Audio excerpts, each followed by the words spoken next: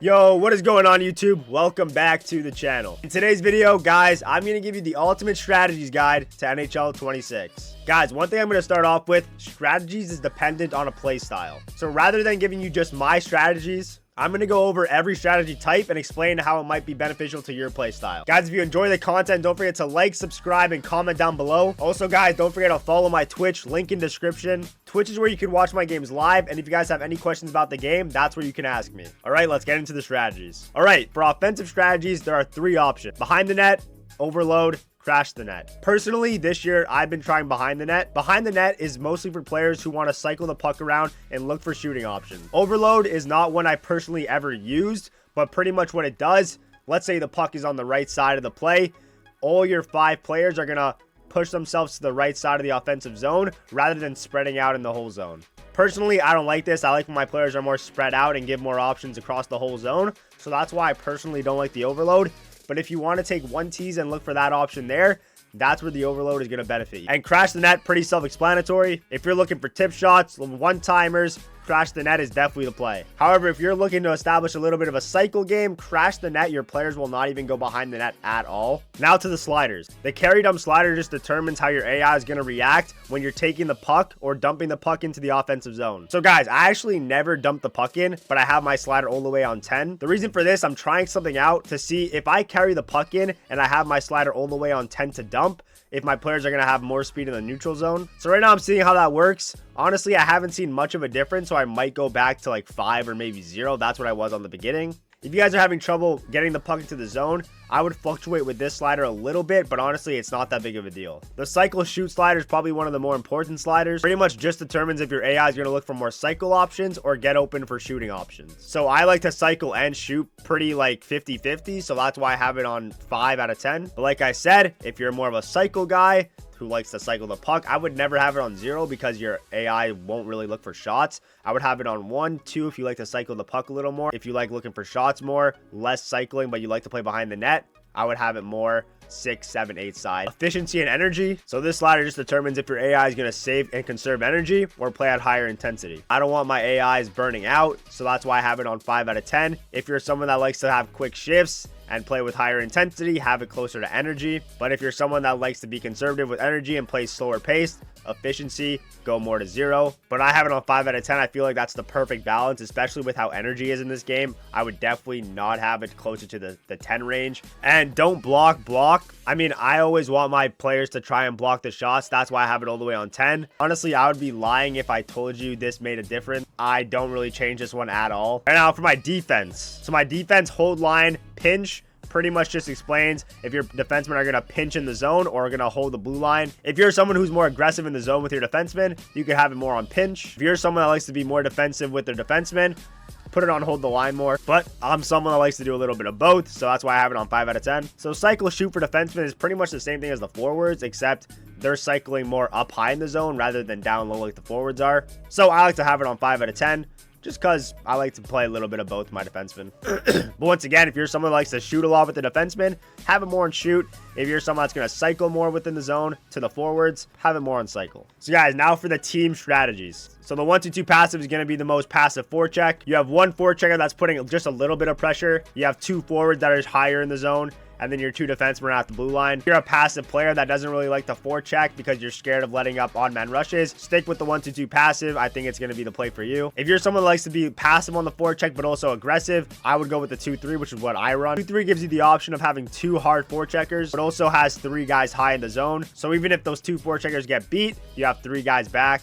Weak side lock is a more aggressive 2-3. So if you want to be a little more aggressive than the 2-3 is, do weak side lock, but I honestly don't think anyone uses this. But personally, if you want to have an aggressive forecheck, I would go with the 1-2-2. This is where you have your center forechecking hard. Your left winger and the right winger are going to be deeper in the zone, and then your defensemen are going to be a little more in the zone rather than on the blue line.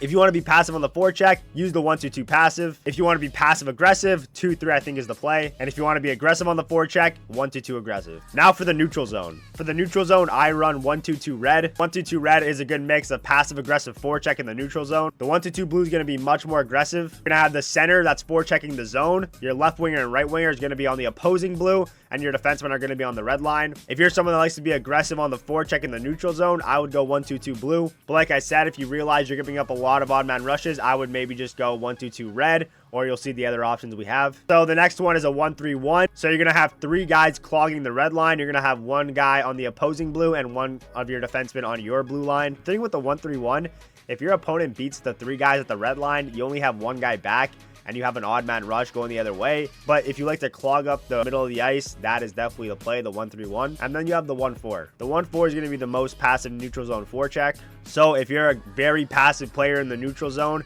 1-4 could work. However, this is going to allow them to get the red line super easily. And if they're able to beat the 4 guys being flat-footed, and you realize that becomes an issue, I would switch off the 1-4. And the trap forecheck slider, just the tendency of how much your players are going to forecheck or how much they're going to trap. So once again, if you have a neutral zone and a forecheck that's more passive, I would have it more on the trap side. If you have a forecheck that's more aggressive in the neutral zone and on the forecheck, I would have more on the forecheck side. For defensive pressure and defensive strategy, I have protect net and collapsing. Protect net and collapsing pretty much work hand in hand. Your players pretty much just collapse into the middle trying to protect the net. If you're someone that likes to put a lot of pressure in the defensive zone, go high pressure, but sometimes you can get out of position and this will leave the middle of the ice pretty open. Players will stay between the puck and the net, pretty self-explanatory, but protect net I think is a much better option. It's pretty much the same thing. But personally for defensive pressure, I think protect net and high pressure are really the only 2 options. So it really just depends if you're someone that likes to put a lot of pressure in the defensive zone or if you're someone that likes to play more protect the net. And defensive strategy, there's collapsing, staggered, and tight point. Collapsing, like I said, your players are just going to collapse to the middle. Staggered, you're going to have some players that collapse to the middle, but you're also going to have players that play high at the point. And then tight point, you're going to have your center, your lefty, and your righty just pretty much playing down low, and your wingers are going to only stay high at the point. Tight point can leave the middle of the ice pretty vulnerable, so that's why I try to stay away from it. Last year, it was pretty good to defend the D to Ds. Staggered, personally, I've never used, but it could definitely be a good balance between collapsing and tight point. Offensive pressure, you're going to have defend lead, which is very passive. Conservative, your players are very cautious, a little less passive, but you're still playing very passive. Standard, you have a good mix of passive play and aggressive play. Aggressive, you're going to be aggressive all around the ice. And full attack, well, your whole group is just going to go full attack. You might have very lack of defense. Pretty much, I would only play this if you're down in the game. So to start off the game, I play standard, but let's say I'm down or I'm up. Maybe I'll switch back and forth, but typically I tend to stay on standard. But once again, if you're someone that has super aggressive gameplay, maybe you could start off on aggressive. Now for controlled breakout, you have the strong side slant, which is what I use.